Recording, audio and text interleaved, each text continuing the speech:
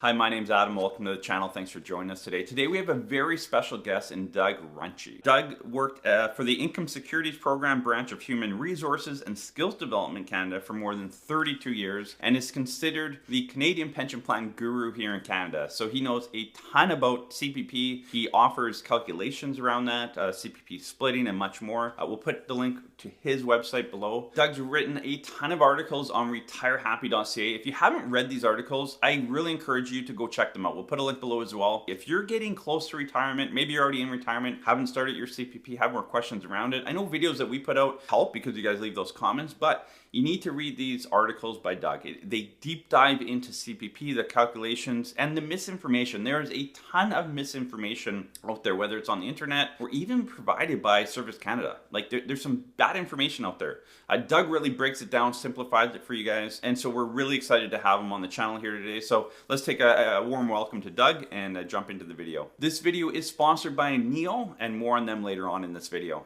Okay, well, Doug, thank you so much for joining us today. I know you're busy and get lots of these requests, so I appreciate it. Maybe tell us a bit more about the services that you offer, because I think, we'll talk a lot about CPP and the complications of it all, but really what it comes down to is the services that you offer and maybe how you can help our viewers out. I mostly offer CPP calculation services. I go beyond that into anything to do with CPP and or old age security, but mostly it's the calculation and sort of with three main thrusts. One, to try and help people decide when to take their CPP, so give them more accurate calculations than Service Canada can, and more flexible calculations for what options they got. Secondly, a group of clients, mostly who are self-employed with their own corporation and have the choice of paying themselves salary or dividends. I can do some calculations for them to understand the impact of future contributions to see whether they want to change their mix between salary and dividends. And then the third main thrust I have is around CPP credit splitting and whether that's a good thing or a bad thing, what the impact of a credit split would be before you apply for it. Because for the most part, once it's done, it can't be undone. And maybe that's a good time to jump and say there's a difference between, and a lot of people don't realize this, credit splitting versus credit sharing or CPP sharing. Yeah, and terminology is very important. And what I try and use for that is CPP credit splitting applies if in cases of separation or divorce. It's a permanent reallocation of your earnings, and it'll affect your benefit at some point in the future. Pension sharing is between an ongoing couple where they're just trying to save some taxes, assuming they're in different tax brackets. One in the higher tax bracket has a higher CPP. By sharing their two amounts, it's a little different, or it's quite different, I guess, from the other pension sharing where you can decide how much you want to share with your spouse. The CPP pension sharing is a set formula that will share based on how long you've lived together in comparison to your what they call your joint contributory period. So yeah, and you have a great article actually on Retire Happy about that. That kind of breaks down a few examples. So we're going to link in the description below here to a bunch of your articles. You have some great articles on Retire Happy. I'm sure a lot of our viewers have read through those. If they haven't, we'll kind of guide them in that direction, because a lot of the kind of generalized questions and answers. Yeah. I think you have about 25 different articles in there that really break down a lot of what people need to know. It's a good starting point to kind of get their appetite wet. So a pension sharing, the one question we get a lot is, let's say my wife and I retire, do we have to apply at the same time, or could I be collecting CPP and then when my wife goes, we can start sharing at that point? Yeah, you have to both be receiving it. Assuming you've both paid into it, you have to both be receiving it before you can pension share, but you don't have to start at the same time. The one can go and pay 10 years ahead of the other one, and the other could go in, pay, you could both be receiving it for 5 or 10 years already, and then you say, okay, now is the right time to start sharing to save some taxes. If the outcome of pension sharing is no longer good, you're sharing, but it's going in the wrong direction for you now, you can end pension sharing at any time. It's unlike the credit split that I said.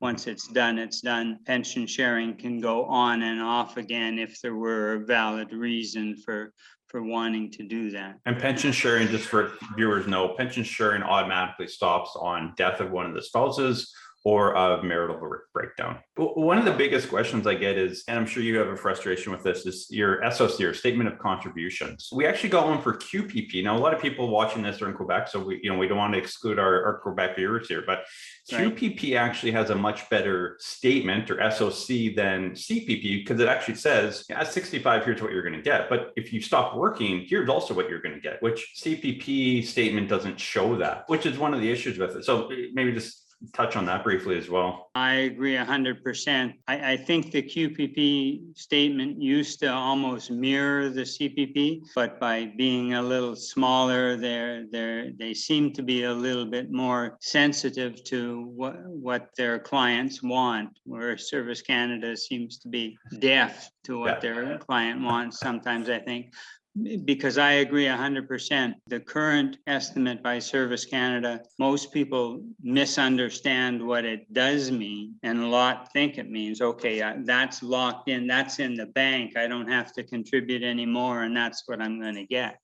And it definitely does not mean that. I think the 3 ages they give is fine, 60, 65, and 70, but they probably should give 3 numbers, what you would receive if you don't make another contribution to the plan ever, what you could possibly receive if you put in maximum contributions for the rest of your time.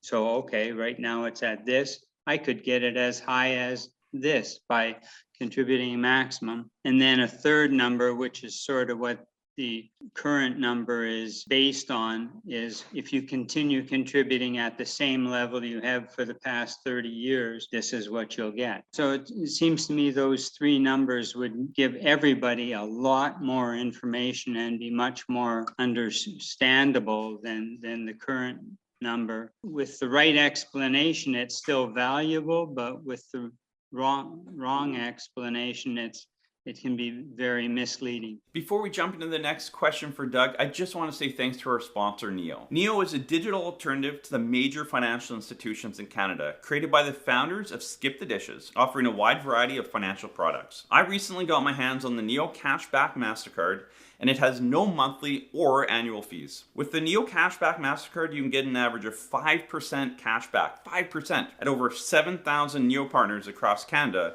like Walmart, Earls, Canadian Tire, and Petro-Canada, just to name a few. The sign-up process was super simple. I signed up online and received my digital card right away, then got my physical card in the mail 2 weeks later. And here's a physical card here. I got this in the mail not too long ago. Again, nice little presentation pops up here. What was great is that you get that digital card right away, like literally a minute after you sign up, you get a digital card.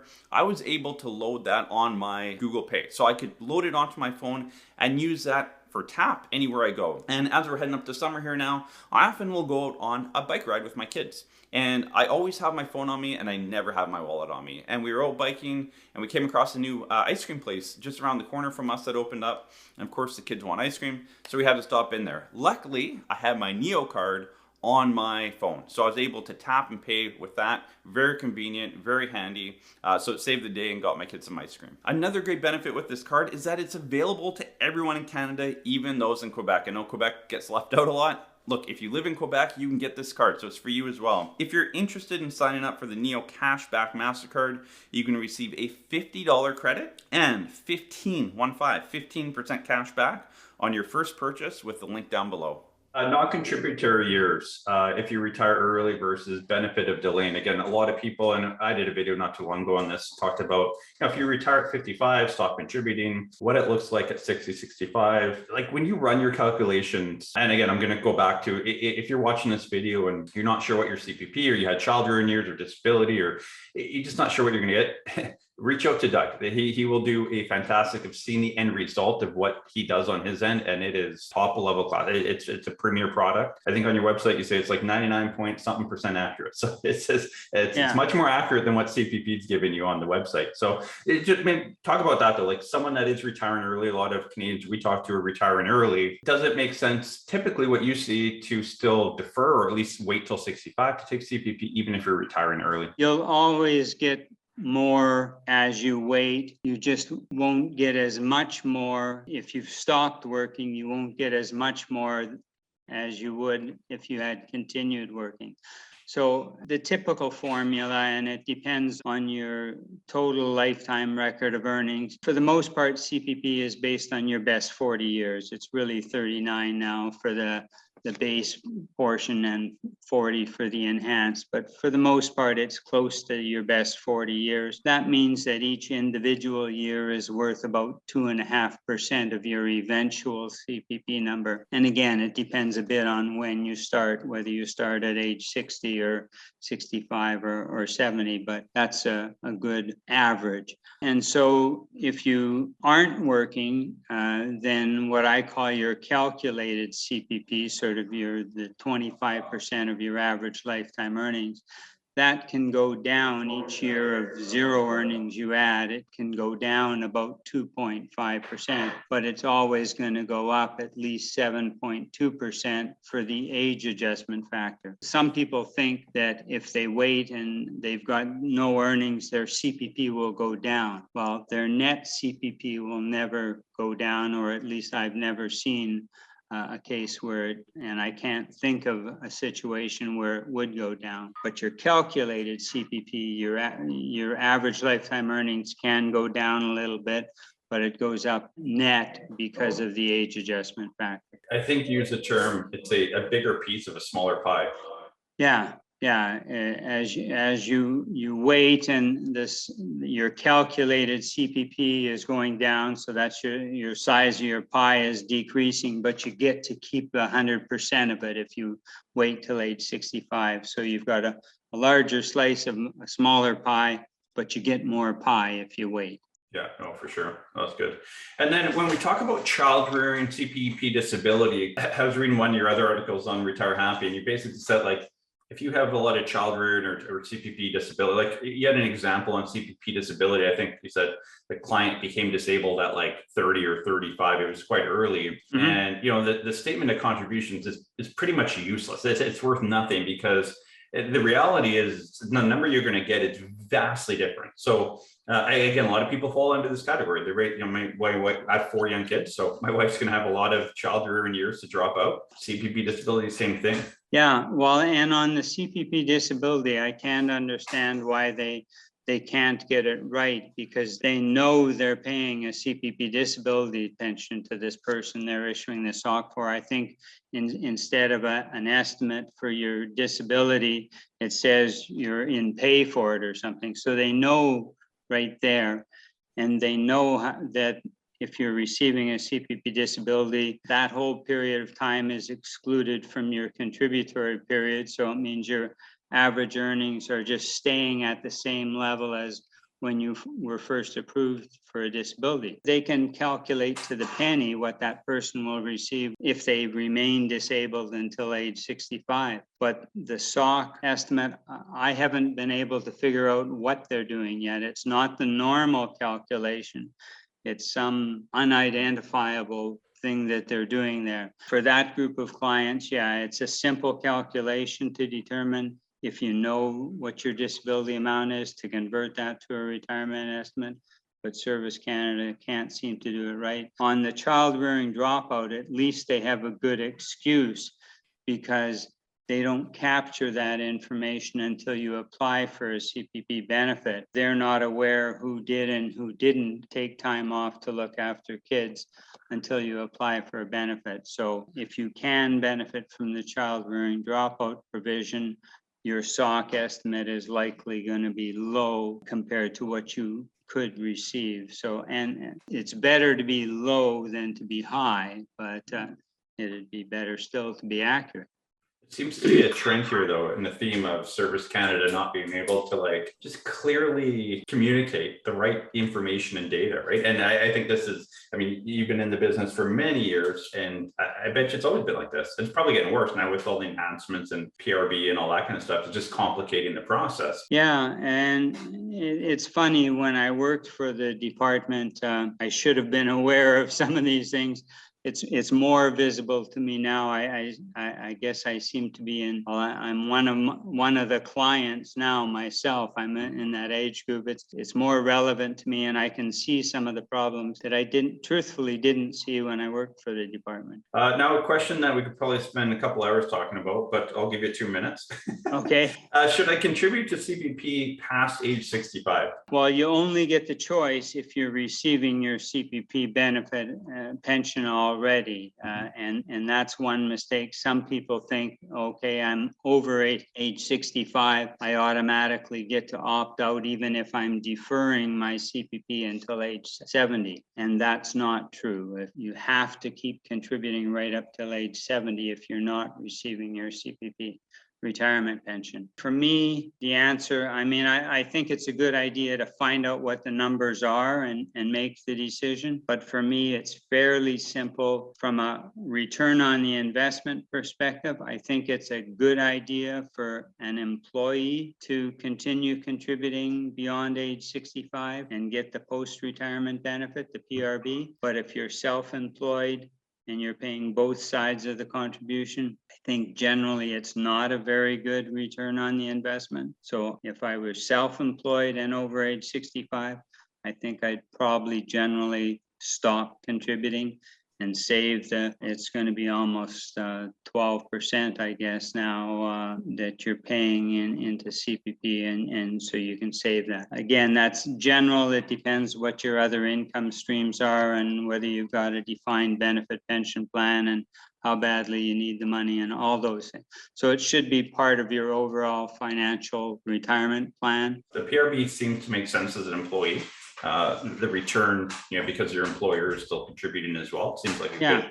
But yeah, I can see the self-employed. We've never done the self-employed side, but that would make sense from a numbers perspective because you're paying so much more in. Yeah, like it's virtually the same return as you get on the regular contributions that you contributed from age 18 till age 65. But it's immediate. Like you make the contribution this year, you get the benefit next year. And as you age, the amount you get is higher because it's sort of a set formula, but then multiplied by your age adjustment factor as of January of the year after you make the contribution. So what you get at age 65, you'll get 42% more if you're still working and contributing at age 70. When it comes to survivor benefits, and I think there's a big fallacy of, I'm on survivor benefit, I'll take my CPP at 60 because I'm hitting the max. And the calculation doesn't work that way. And we don't need to go into the whole calculation because it does get quite confusing. And if you're in this situation, if you're collecting survivor benefit, go through this article that Doug wrote because it's very well put together with some good examples on there. But Doug, maybe just talk about survivor benefit and like maybe high level how that works. Yeah, the main thing is, as you suggested already, it is not well understood by either the financial planner industry or the Service Canada staff, frontline staff, and any place you see anything about what's called the combined benefit formula. It simply says you'll receive the amount of the two benefits added together, but they can't exceed the maximum. And so Service Canada people will tell you, okay, your survivor's pension is $500. You're age 61 now. If you're a maximum contributor, if you take your pension now, it'll be $700. So added together, the two are 12. Why wait any longer? Because it's never going to get any higher. And that's totally the wrong way. You cannot create more room for a survivor's benefit by taking your own retirement pension early at a reduced rate. Yeah, if someone falls to within that category of they're on survivor benefit and they're getting to 60 and they're not sure when to take it. Is that one of the services that you offer? You can kind of calculate that out and figure that out for them? Yeah, and I have a flat fee rate that I charge for those people at $90 to look at the three options, which is typically either take it at age 60, or if you're already past age 60, take it at the earliest possible opportunity, take it at 65, or wait till 70. So those are the three choices that I give. Service Canada, if you go to them, they'll give you a couple of those numbers. They'll give you typically what you would get at age 60 and 65. For some reason, they don't typically give you the age 70 number for a combined. The other thing they don't do is if you take it prior to age 65, so at 60 or sometime prior to age 65, it will be recalculated when you reach age 65 because there's a change in the formula for the survivor's pension at that point, and they will never tell you in advance what it's going to change to. So you want to take $1,000 now or $1,100 5 years from now. The $1,000 is going to change to something when you turn 65, but we're not going to tell you what that something is. Which of these two choices do you want? Well, I don't know how anybody would make that decision without knowing that third number. So for anyone watching this that is on survivor benefit, in my head, that's the best $90 you could ever spend. So reach out to Doug again. We'll put Doug's contact below because it'll cost you much more than that on a monthly basis if you don't do it correctly. On your website, you talk about errors in your CPP payment and getting a review done. So I didn't know this could actually happen until I saw it on your website. So how does that work? Like, how does CPP think, it's kind of set in stone and it's the right number no matter what? But well, yeah, I used to think so as well. There was a company started 30 years ago, approximately, when I still worked for the department, where they would validate that you're receiving the correct amount of CPP benefit. And I thought, that's stupid. We never make mistakes. In reality, I was surprised when I started finding, and it was about 7-8 years ago when I started finding consistent underpayments, but they were mostly for one reason, and I think they've solved that reason now. So I don't think many people are currently being underpaid. The main reason that I was finding was when you first go into pay, if you're still working when you start receiving your CPP, Service Canada will never have your current year of earnings because they don't collect it until you file your tax returns. And sometimes if you go and pay January, February, or March, they probably won't even have your previous years of earnings yet. So when they first calculate your pension, they calculate it based on all the earnings information they have available. And then they're supposed to recalculate it at some point in the future when they get those last 2 years. Around 2013 or 2014, they stopped doing that routinely. And so they'd go in pay and they'd get the last year of earnings information and they wouldn't do an adjustment. And so I found just by accident that I had a client and I was confirming, I expected to see that they were receiving exactly the right amount and they were a little bit under. And I searched to find out why. And so there was a 2 or a 3 year period in around 2014 to 2018 when they routinely weren't doing that recalculation, and they are now. The main other reason why people might not be receiving what they are entitled to is the child rearing dropout. Some people forget to complete that part of the application form because they're applying for a retirement pension. They're 65 years old.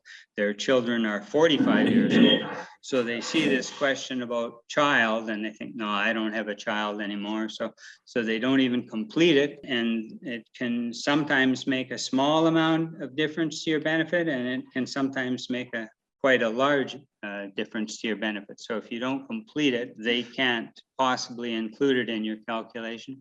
And then sometimes you complete it and they forget to data enter it, or they enter a date of birth wrong for a child.